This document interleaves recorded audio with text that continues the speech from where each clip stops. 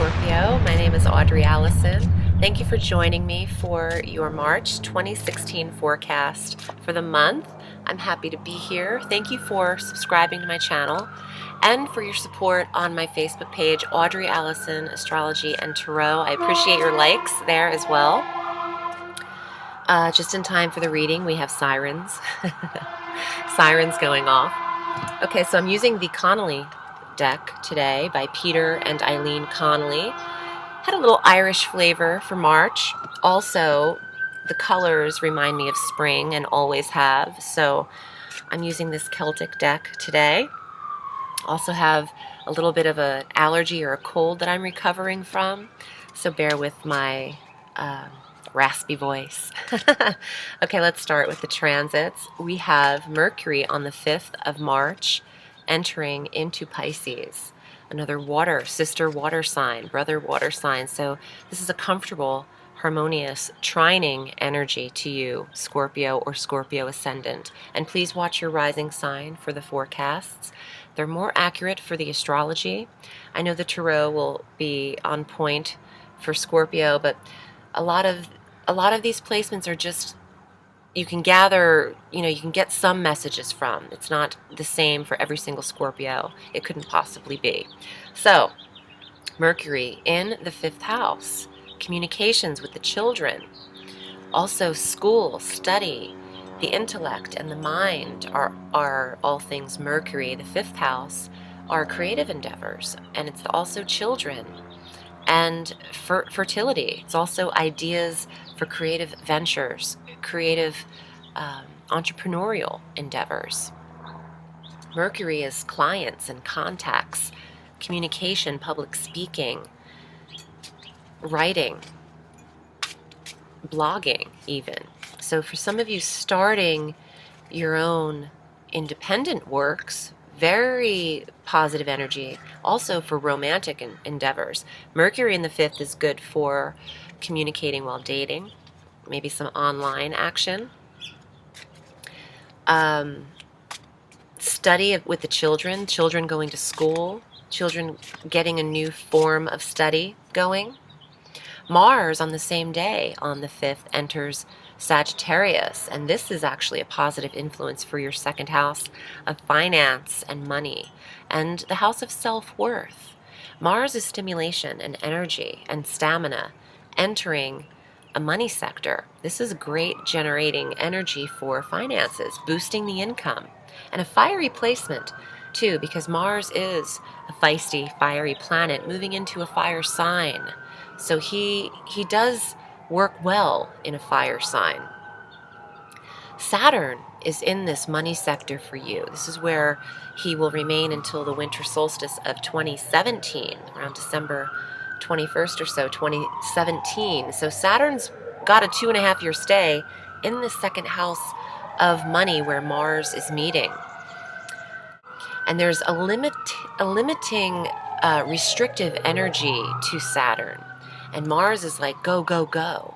So there's a tug of war a little bit with these two. They're not in opposition, but they're going to be conjunct. So Saturn is scolding you in how to restructure the money sector. There could be some restriction and limiting energies to your finances while you work through this. But by the time Saturn leaves, you'll have more money in your bank account than you did in 2.5 years. He's teaching you new modes of budget, and Mars is there to kick up some of the influence, some of the money that's coming in. Saturn will retrograde, though, in this money sector at 16 degrees on March 25th, back to the 9-degree mark through August 13th of this year. So that 16 to 9-degree area of Sagittarius is where you see this real restriction. So look on your natal charts in that area. You can always book a reading with me. We can go over it. That's where your review is with Saturn. On the 8th, we have our new moon total solar eclipse at 18 degrees of Pisces, another sister water sign where Mercury had entered, the 5th house. So your new moon, this is great for new romance, great for new pregnancy, for being fertile. New moon in the 5th, new children. In addition to the sun and the moon that we have in this 5th house, giving us the eclipse, we have Mercury there that entered on the 5th. We have Neptune, the planet that naturally governs Pisces, in this 5th house, making it a little dreamy and nebulous. And Chiron, the wounded healer, the asteroid, healing this sector. Really beautiful energy for children, for those of you who want to create children, to procreate. And Venus enters there on the 12th of March as well. Interesting. That's a lot of female babies. That's a lot of little girls coming into the world. And for those of you who are finding out you're pregnant around that time, I would put money on a female, because Venus will be in this sector, and this eclipse energy is just very powerful. It doesn't just last that day. This is a 6-month energy. So that's within the entire pregnancy. And I really love Venus in your 5th house, because for those of you looking for romantic relationships and a newness, a fresh new start, this is the month, because we have our vernal equinox this month. On the 20th, the sun enters Aries. So it's Happy New Year, Happy Spring for the astrologers and everyone that follows the wheel. This, in the Northern Hemisphere, this is our first day of spring.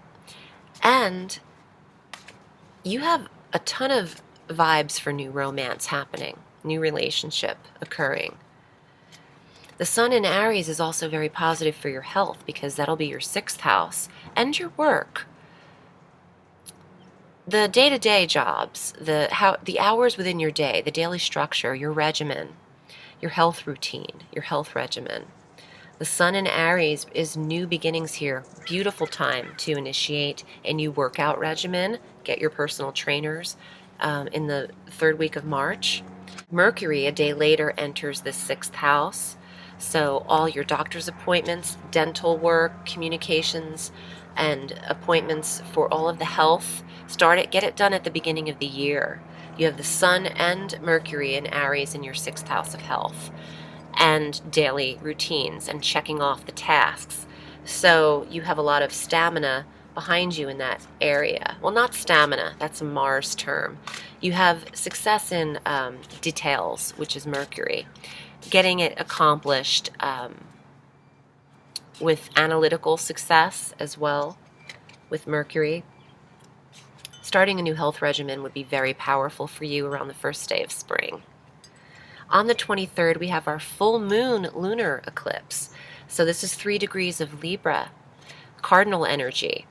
The sun in Aries is the cardinal ingress, the cardinal signs, Aries, Cancer, Libra, and Capricorn. And the full moon lunar eclipse, 3 degrees Libra, cardinal sign.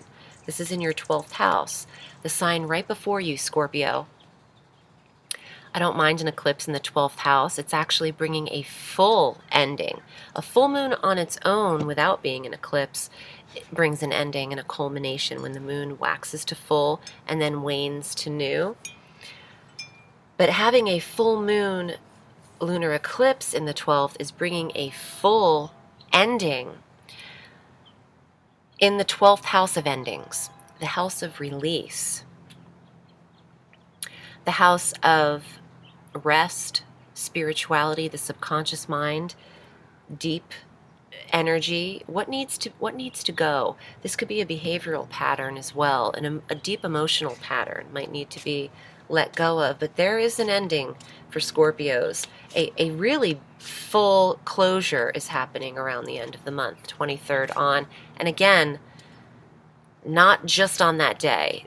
Eclipses are 6 months. 6-month energy. It could be 3 to 6 months, could be 9 months. You know, it's just a very powerful awareness that is happening there. In the 12th house of dreams, so Scorpio, pay attention to the intuition, the dream life, and write some of this down. Because even if it's in the middle of the night, I always sleep with a notebook at my bedside. It's very important to get information through sleep. I'm using the cards now, use the tarot. If you'd like to book with me, I'm at audreyalison.com. I read all through the week.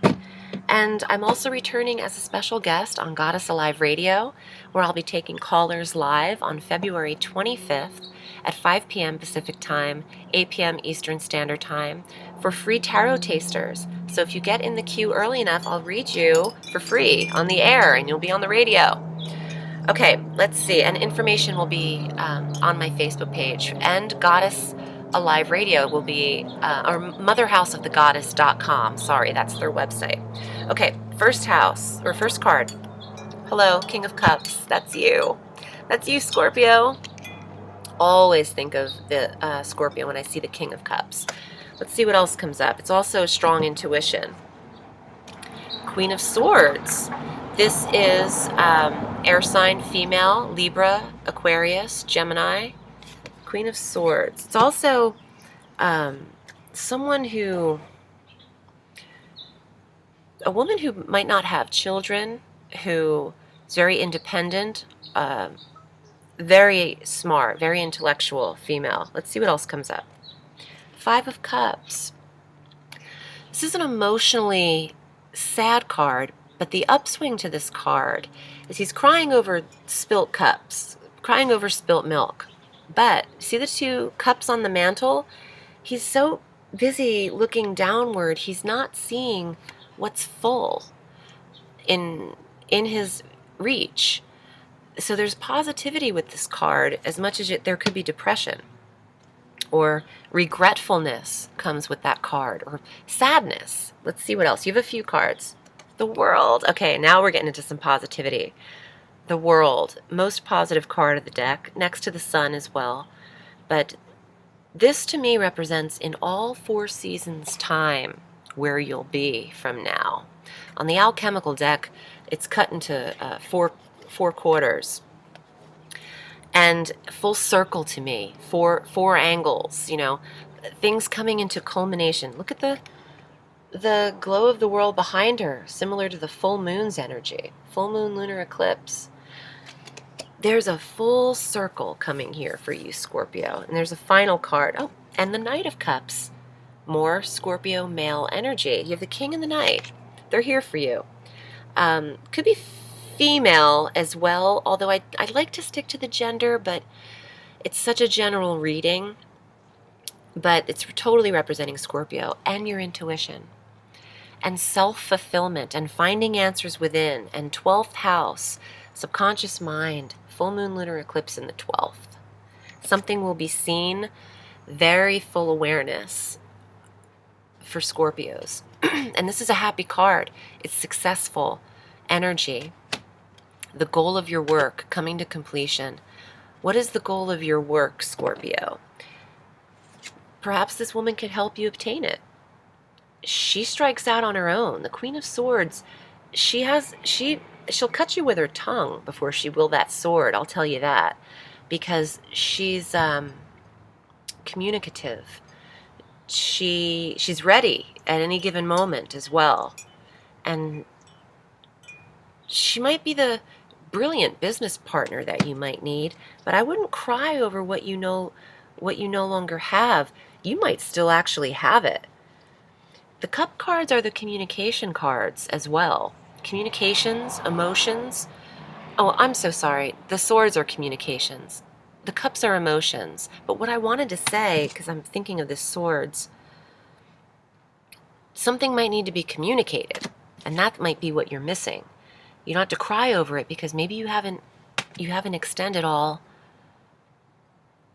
things that need to be said. You haven't reached out to everyone yet, and there could be people willing to help you here. I'd pay attention to your intuition, because this is a mastery of even channeling information, being led through dreams, the cups, the water, the emotions.